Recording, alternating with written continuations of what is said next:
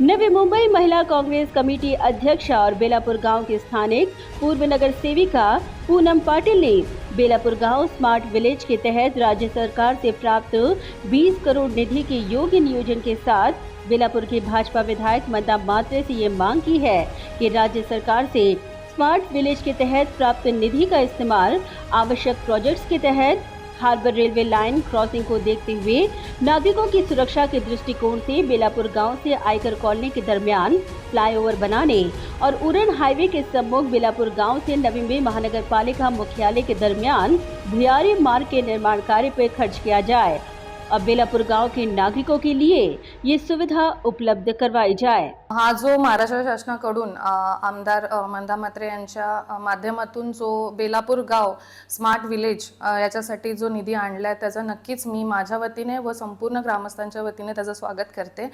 आता जो निधी आलेला आहे तर त्याच्यामध्ये मला इतकंच म्हणायचंय, मी विनंती करेन आमदार मंदा मात्रे मॅडमला की जो निधी आलाय तो नक्कीच जे दोन मोठे इथे प्रश्न आहेत की जे ग्रामस्थांचे जो दोन मोठे प्रश्न आहेत त्याच्यामध्ये पहिला जो आहे जो बेलापुर आणि आयकर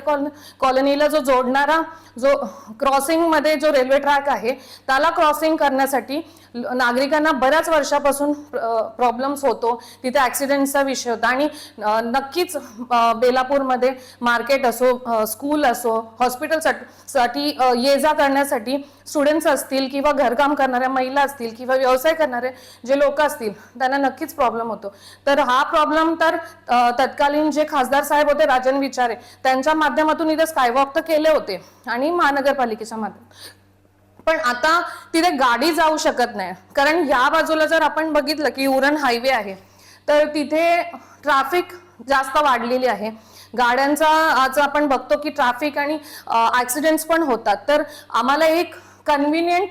पास वे पाहिजे गाड्यांसाठी, तर त्याच्यासाठी फ्लायओव्हर होणं तितकंच महत्वाचं आहे। आणि अजून एक उरण हायवे च्या इथे देखील आम्हाला एक फ्लायओव्हर एक्सपेक्टेड आहे कारण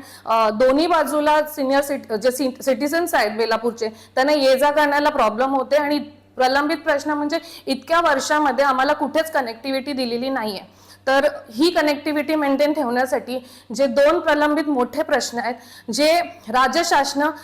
जे केंद्र सरकार आणि राज्य सरकार या दोन्हीची गरज आहे, जे हेल्प लागेल ती मंदा मात्रेंच्या माध्यमातून होईल आणि त्यांनी नक्कीच याच्यावरती प्रयत्न करावे। Bureau report Navi Mumbai network.